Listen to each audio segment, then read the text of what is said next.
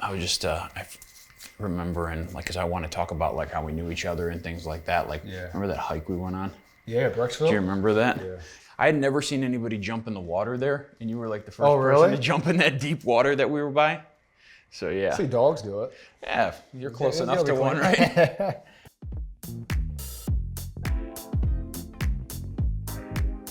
Today is Vitality Lounge Dripception number 2. Today my guest is Josh Bieneman. Josh is a strength and conditioning coach. I know Josh for a little while.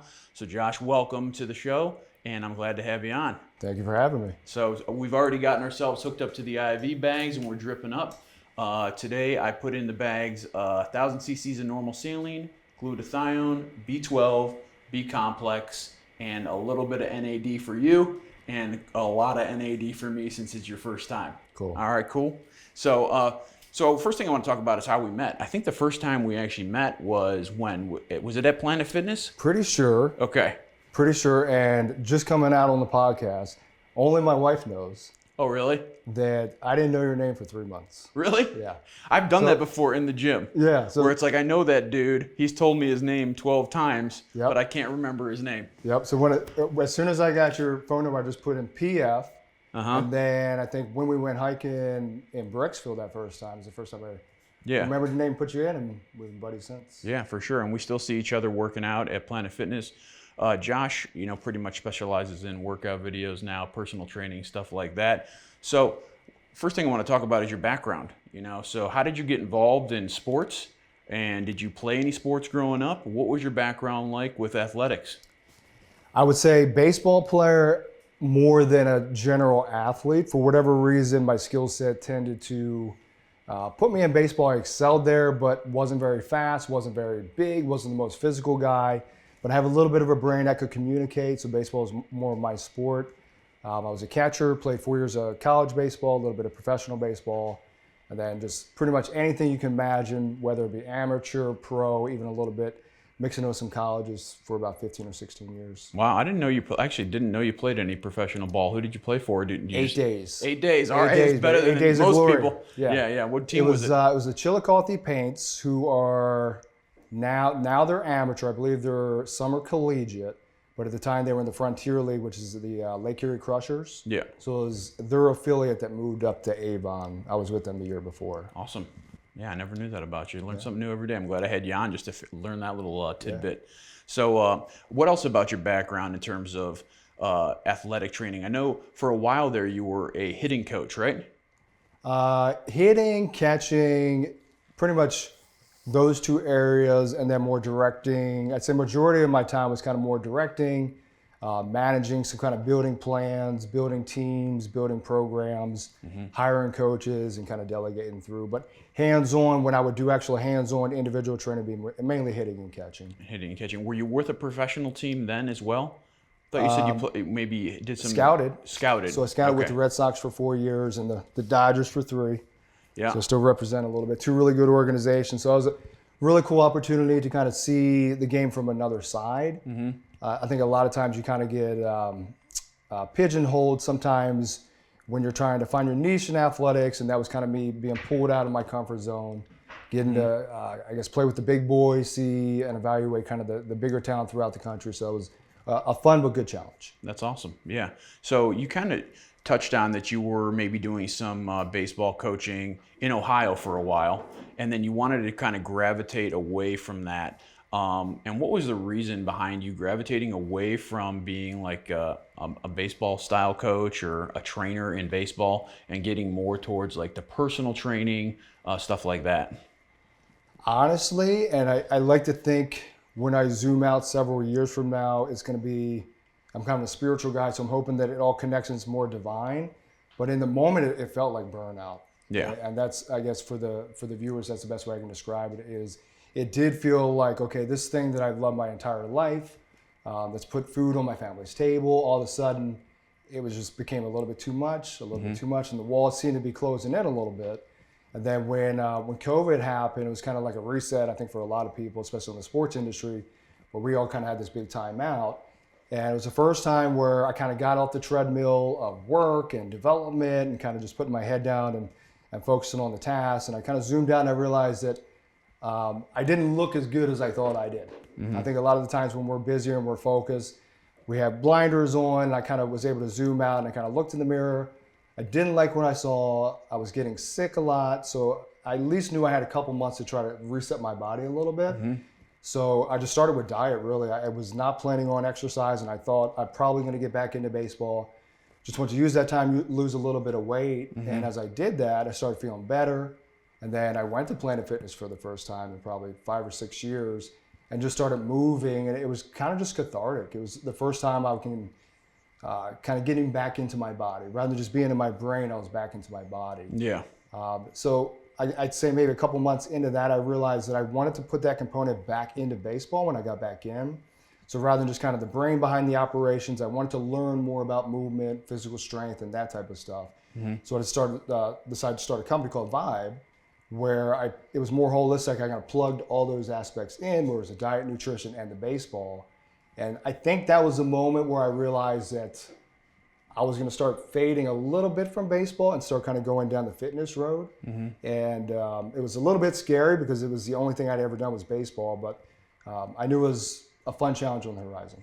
Now, you talked about the mental game, because I remember specifically you telling me about the mental game when you were trying to get into this, when you were going through all these things. And that's huge for me too, is like getting into the right mental frame to be able to lose weight, in terms of like getting a hardcore training and get that muscle mind connection. I remember weren't you living or sleeping in a teepee for a while? Oh, Yeah, so tell me sure. about that, because I know you were trying to get your mental game right. You was actually in your backyard, right? Yeah. And you were trying to get your mental game correct.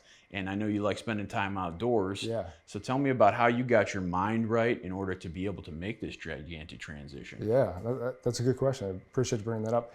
Haven't really thought about that in a while. It may sound a little bit woo-woo from maybe the people that haven't gone on like a journey where they're really trying to make a big change, but it's almost kind of like dominoes.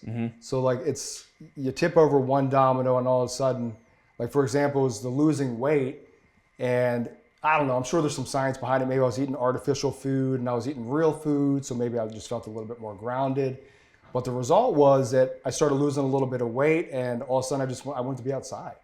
I never really had an interest other than the baseball field of really being outside and all this. I didn't know where to start, so I just kind of go to the creek and stuff like that. Sure. And then all of a sudden I just started finding a little bit of peace. So a lot of this again had to do with my mental health and just wanted to kind of fix things there. So I realized that the more I was around nature, start to relax a little bit. So I bought a little tent, went outside, and just slept like a baby. So that was really the reason I got into it. I did it for about 3 or 4 months, and it's kind of like a little bit of a reset. Sure. Yeah, I think that being outside in nature and really getting your mind right, I think that a lot of people are stuck in that same cycle all the time. We talk about all the time, that stressful cycle, just going to work every day, coming home, going to bed, eating the same foods, not really watching out what you're doing. And it sounds like you were able to like get into the mental space of being able to get out of that as well. And that's something I had to do as well. I really had to break that mental mold of like, what am I doing with my life and how can I change it up so I make sure I'm taking care of myself. And it sounds like you really did a great job at that. And it shows in your physique, it shows in your personality, all those things. So we're going to kind of skip ahead because we had this in a little different order, but I wanted to talk about, because you're already talking about like our wellness journey.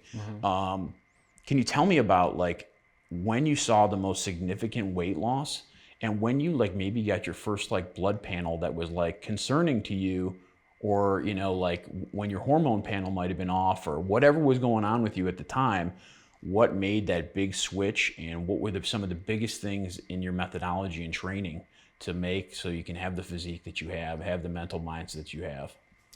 Let's say the diet alone came from just keto. So, and then, again, that was like right at the beginning of COVID. I knew I had a couple months. Really wasn't planning on training after that, but it was all keto. Not saying it was the most enjoyable experience. I know some people do, but it definitely reset my signals, meaning that it kind of got rid of the cravings a little bit. So it's kind of like I was in this choppy ocean where I didn't know what was what. Always feeling like I was grabbing for something, but almost kind of like compensating. Like I was really tired, so I was going for something salty. So I felt like I was always behind and trying to replenish.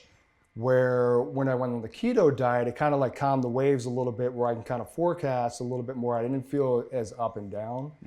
So that was kind of like what I guess wrote me in a little bit. And then from there, I'm not sure, I'm not really sure if they're around anymore, but Strong Fit, they were out of the Netherlands, and I took a few courses with them. Julian, who is the director over there, super intelligent guy, very open-minded. So I spent a couple courses with them, learning a little bit about more the nuance and the timing of the diet.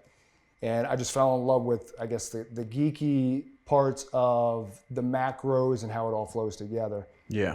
I want to talk about keto for a second because that's the exact same thing that I did. That's how I started my weight loss journey. And for those people at home that don't know what keto is, so keto is a moderate protein, high fat, low carb diet. And what we're trying to do is, and because I'm pretty well versed, and I'm sure you are too, is taking really less than 30 grams of carbohydrates per day. And what that does, instead of your body burning glucose for a fuel, you switch over to ketones. So I think it's a really good like educational point. It's like if you're trying to lose weight and you're trying to like get in this fast track, just by cutting out those carbs and sticking with a good fat, moderate protein diet can really rip off the pounds, which was what it did for me. Like I was also probably just like you, eating in a calorie deficit because you were kind of restricted in your diet with keto and trying to stay under like 50 to 30 grams of carbs per day and really tracking everything so you knew what worked for you. It's almost like an elimination diet where it's like, I'm going to take in these proteins and these fats and then see what it does for me. Yeah. And I don't know if your journey was the same, but just by lowering those carbohydrates, it literally ripped pounds off me. And is that the same experience?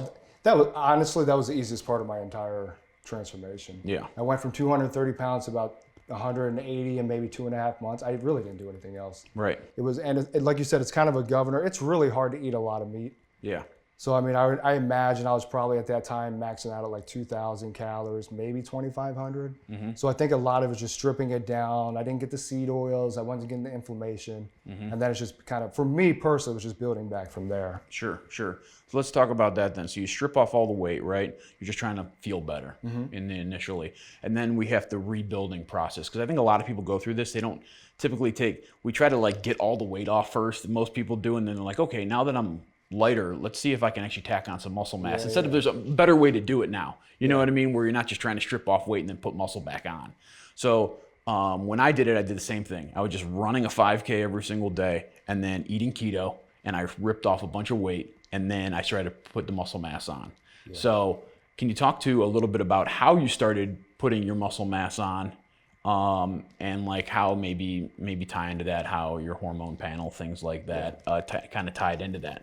Yeah, once I kind of stripped everything down, it really was kind of like, not to be corny, but it was kind of like walk before you run and all that type of stuff. So I literally just went on a walk. I just felt better. I felt more comfortable in my body. Leading up to that, I did kind of give in to old man of like, okay, I'm 35 now or whatever it was. This is how I have a bad back and I have sinus infections all the time. That's just what happens now.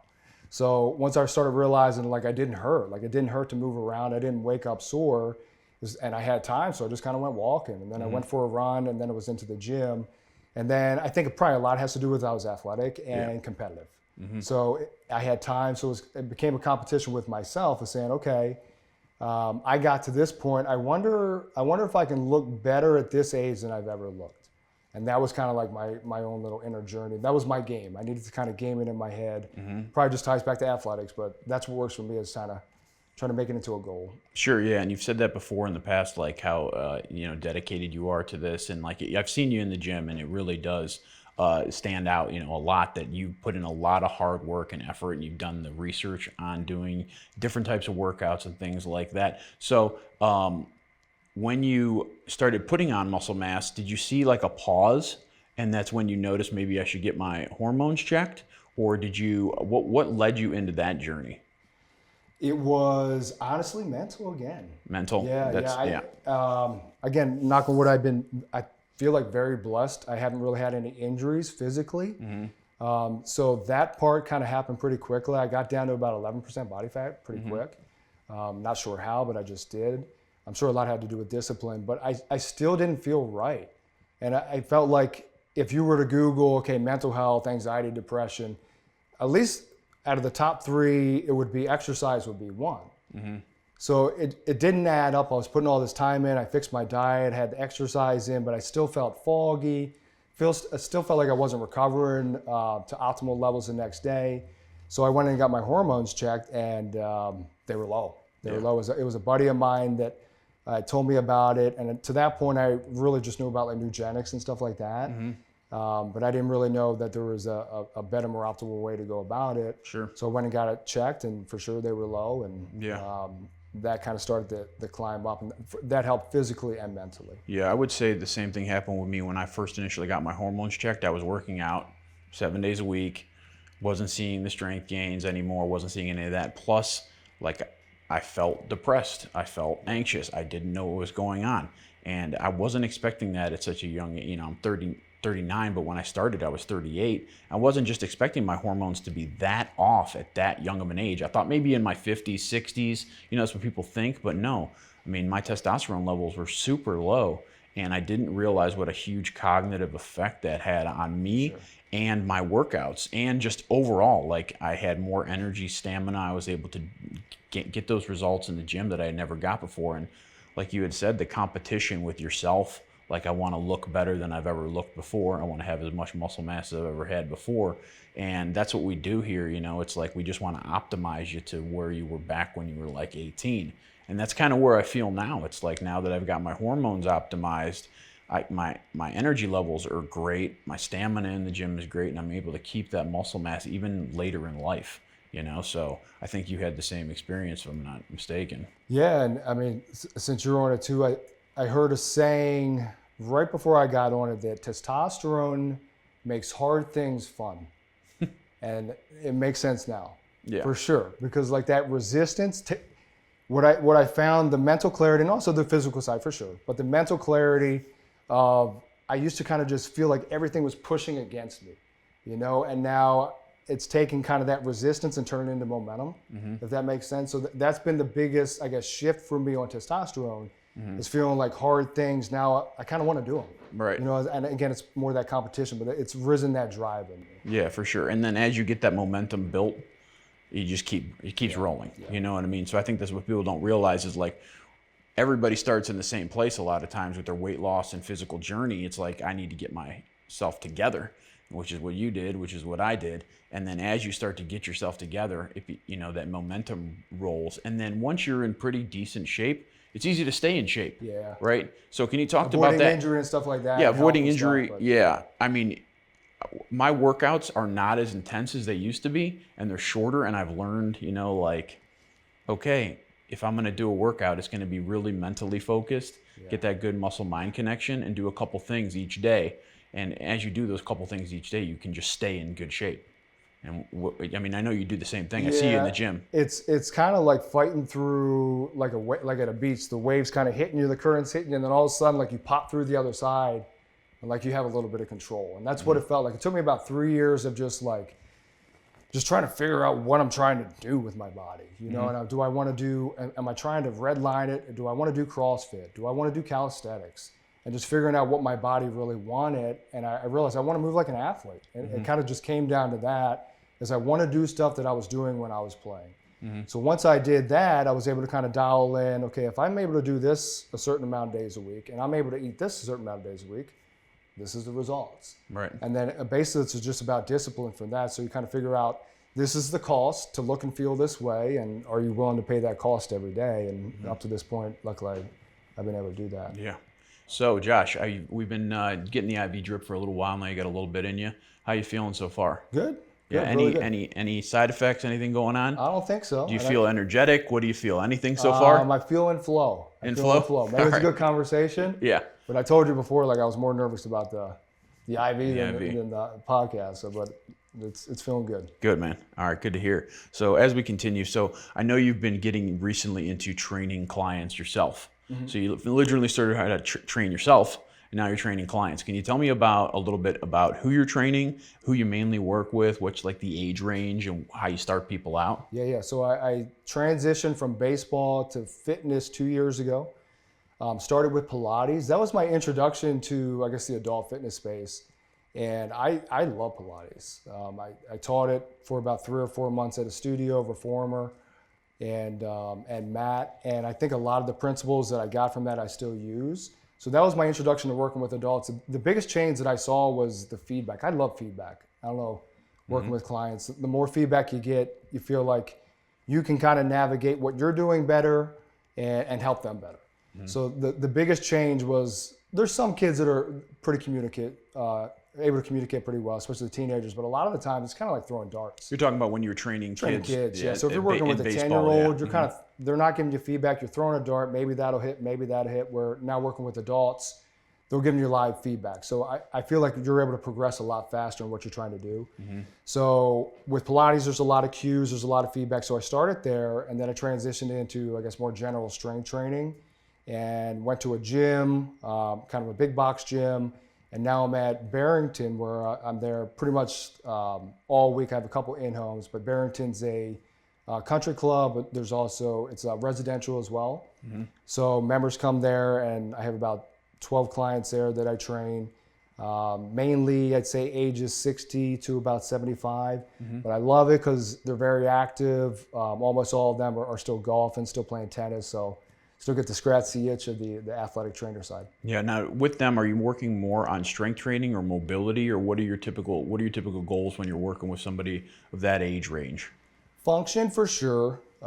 Keeping in mind that they are getting a little bit older, and we're trying to make sure that they're able to do everything they want to do as long as they can. That includes just picking up grandkids and stuff like that, but also translating all the way out to the golf course. I mean, I train a couple of people that are phenomenal golfers. I mean, phenomenal and super competitive, even a lot more competitive than a lot of the younger athletes I used to train. So it is nice that it doesn't all have to be just kind of like functional training, that we get to have some fun, we get to do some rotation and some explosion. Sure. Yeah, definitely. And you've also been kind of doing the videos online as well. I see you do a lot of outdoor exercise videos, and this kind of sets you apart. I watch your videos all the time. You know, we're buddies. We watch each other's videos. So how did you get into the outdoor exercise? I know you said that you like being outdoors, and you found that when you were going through your journey. And then how did you develop your tactic to do outdoor videos? Just running out of ideas, to be honest with you. I think anybody that's on social media that is, whether you're new or have had success, you realize like it's hard. Yeah. It's hard to figure out, like, everyone says we'll add value, but you don't know really what value to add without validation. So I knew that the way my brain works, I like to try to keep things super efficient and simple. And when I try to expand on things and make it elaborate, I end up messing it up. Sure. So I started just doing like simple cable exercises in the gym. They were doing okay. And then the sun came out one day. I was like, screw it, I'm going outside. And I went outside and did a video, did okay. And I think like anybody else, you see one thing that works and it's just like double down, double down, double down. Right. So that's what I tried to start scaling as fast as possible. And it started to found kind of my value in the space a little bit of understanding that it's probably going to be more simple exercises, dumbbells, and just communicating super, super well. I think that there's a big space for that rather than just the loud market of the clickbait and the hooks on Instagram, stuff like that. I think there are people that just want a more simple, straightforward, show me how to do it well. And I'm trying to go after that. Yeah. Now, has that transitioned in you accruing any clients?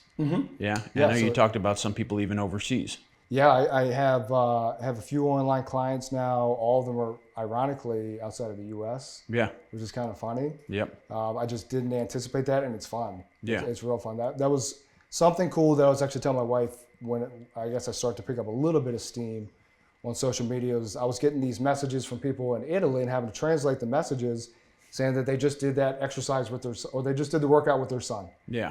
I was like, I was able to impact somebody in Italy, even though it's just doing a workout. Sure. It's still cool. You know what I mean? Cool. I got a dad and a son to do the exercise I was doing, and I just find that cool. That's awesome. So speaking of exercise, what would you say your favorite exercises are personally? And why? And are they the most effective? It varies, but anything where I can feel my core. Okay. And for whatever reason, like when I started Pilates, it was such a challenge for me. But I found something there, and I really feel like, for me, I'm working hard when I feel my entire core firing.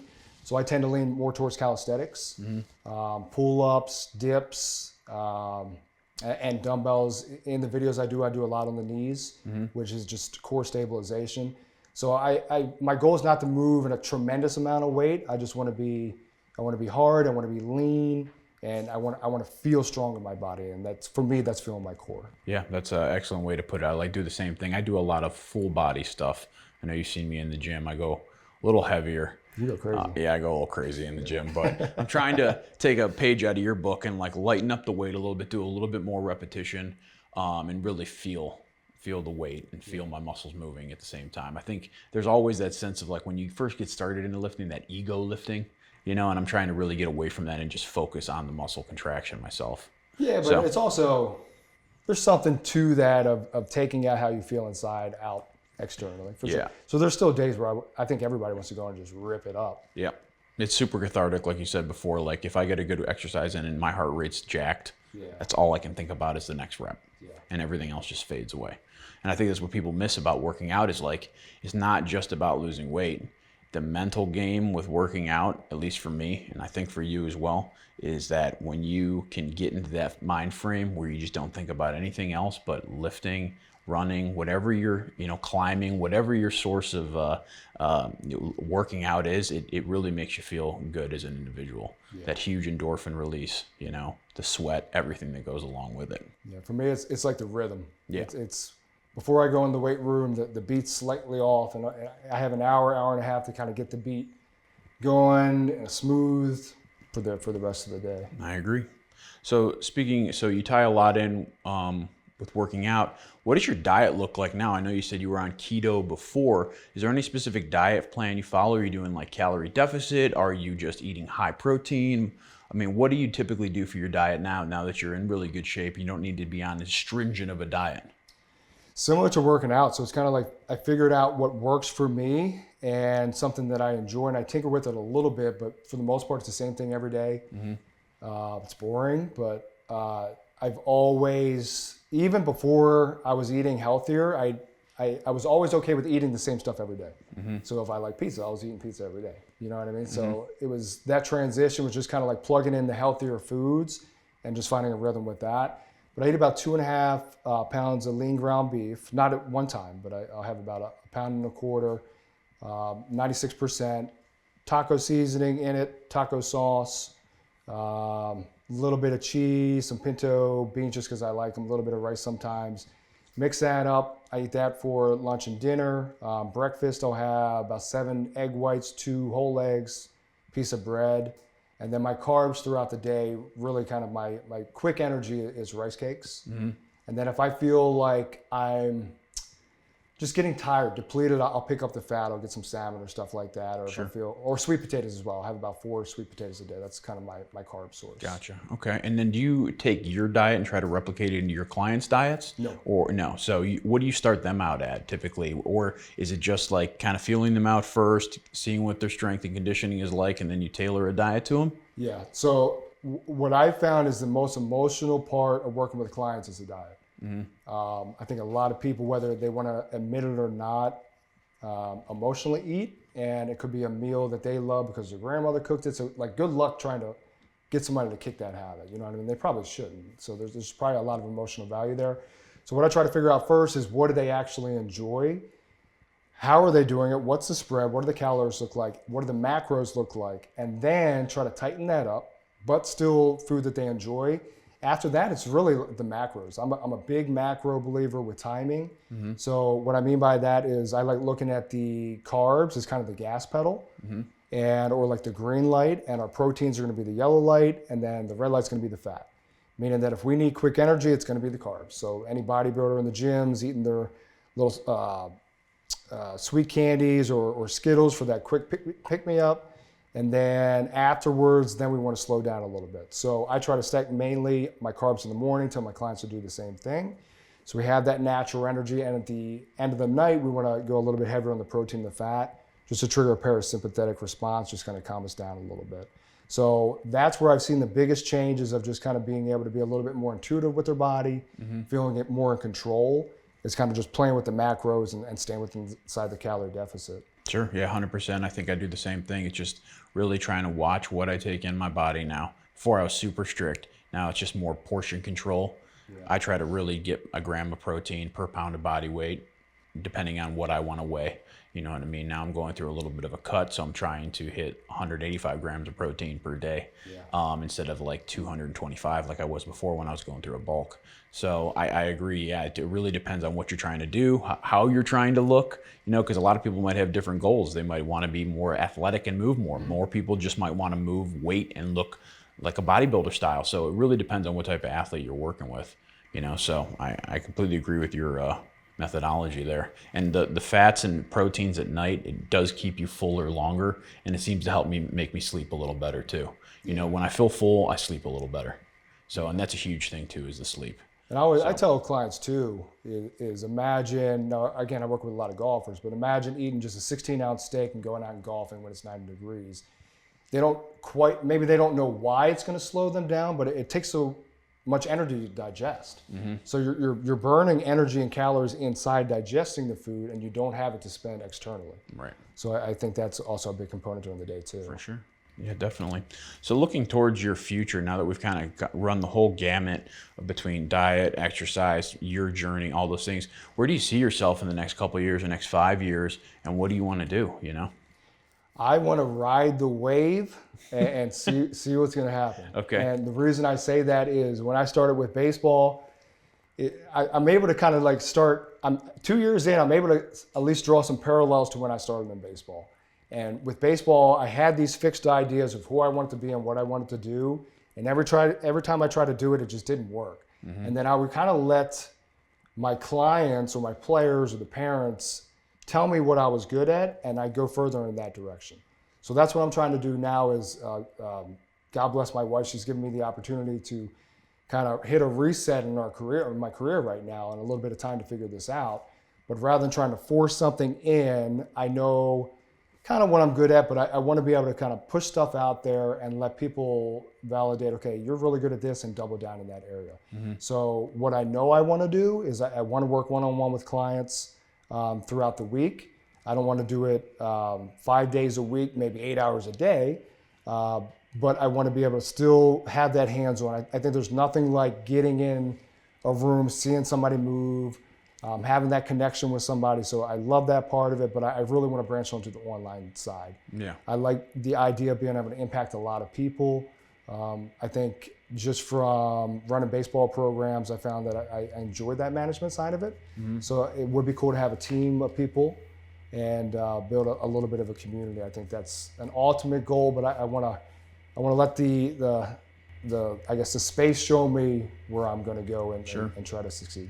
Yeah, I agree with that completely with you as well. Like whenever time I try to force something in Rick's direction, because I think it's good for me, the universe, or whoever has a different plan for me, you know. So I really just try to, like you said, ride the wave and see where all this is taking me. Starting a new company myself, it's, you know, the same thing. It's like, what am I good at? What are, you know, and how can I, you know, make that better for someone in their lifestyle as well. And forming that community is huge too. I mean, that's what we're doing right now. It's like me and you have that same goal. We're both in the health and wellness industry, and we want to see other people be able to push themselves further and realize that it's not impossible. I mean, I was slightly overweight, I was out of shape. Same thing with you. Sounds like we go. Every human goes through this natural, you know, maybe decline, you know, where they just don't feel their best, and you were able to bounce back from that. And I think that's a testament. You are a testament to that as well.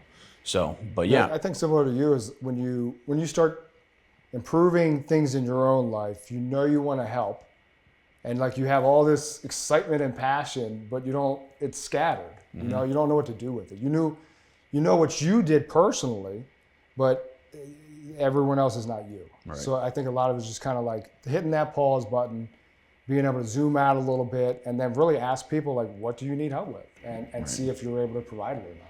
Exactly, and that's what we want to do here. So, hey man, I really appreciate you having you on the podcast here. This is the drip session number 2 with Vitality Lounge. How you feeling so far with the IV? Feel really good. Yeah, awesome, man. Well, I'm super glad to have you on, and thank you for being here. Again, this is Josh Bieneman, strength and conditioning coach, personal trainer. So thanks again, man. I appreciate it, man. All right, thanks.